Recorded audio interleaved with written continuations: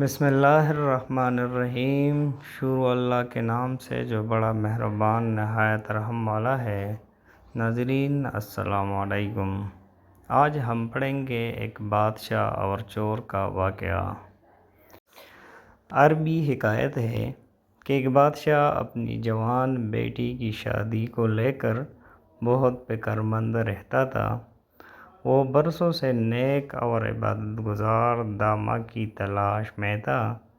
ایک دن اس نے وزیر کو بلایا اور کہا کہ کسی طرح میری بیٹی کے لیے میری رعایا میں سے عبادت گزار انسان کو تلاش کر کے سامنے پیش کرو۔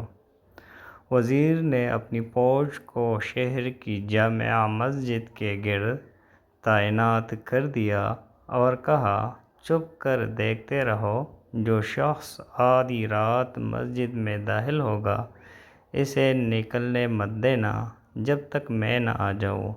عین اسی وقت ایک چور چوری کرنے کے ارادے سے گھر سے نکلا اور دل ہی دل میں سوچا، کیوں نہ آج شہر کی جامع مسجد میں جا کر چوری کی جائے، وہاں مسجد کا قیمتی سامان چرایا جائے۔ چور جیسے ہی جامع مسجد میں داخل ہوا، مسجد کی انتظامیہ نے چور سے بے خبر مسجد کو باہر سے تالا لگایا اور اپنے گھر کو چلے گئے۔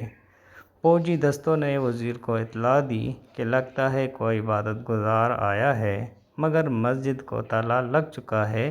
اب صبح کی اذان پر ہی مسجد کھلے گی تو پتہ چلے گا کون ہے۔ وزیر جلدی سے مسجد پہنچا اور صبح کی اذان کا شدت سے انتظار کرنے لگا کہ اندر موجود نیک انسان کو بادشاہ کے سامنے حاضر کیا جا سکے۔ جیسے ہی مسجد کھلا، وزیر دستے سمیت اندر داخل ہوا۔ چور یہ دیکھ کر گھبرا گیا کہ آج تو پکڑا گیا اور جلدی سے نماز کی نیت باندھ لی۔ جوں ہی سلام پھیرا، فوراً کھڑا ہو کر دوبارہ نیت باندھ لیتا۔ وزیر کو اس کی عبادت گزاری پر یقین آ گیا۔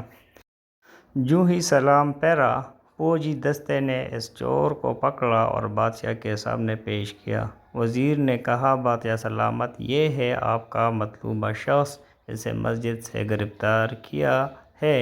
رات بھر مسجد میں عبادت کرتا رہا۔ چور کی حالت اغیر ہو رہی ہے۔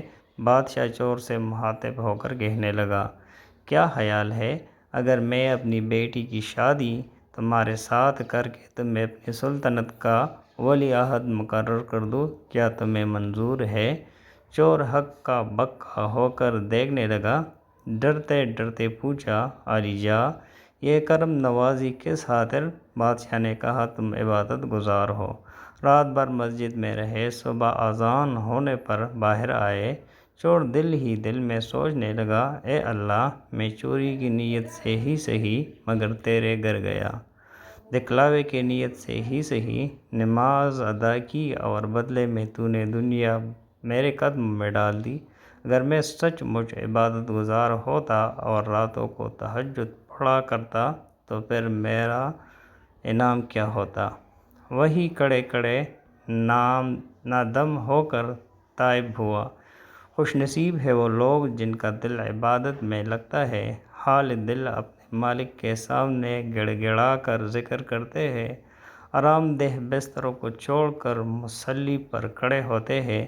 کیا مقام ہوگا ان کا اللہ کے نزدیک، ایک انسان اس کا تصور بھی نہیں کر سکتا۔ تو ناظرین، یہ تھی کہانی بادشاہ اور چور کی۔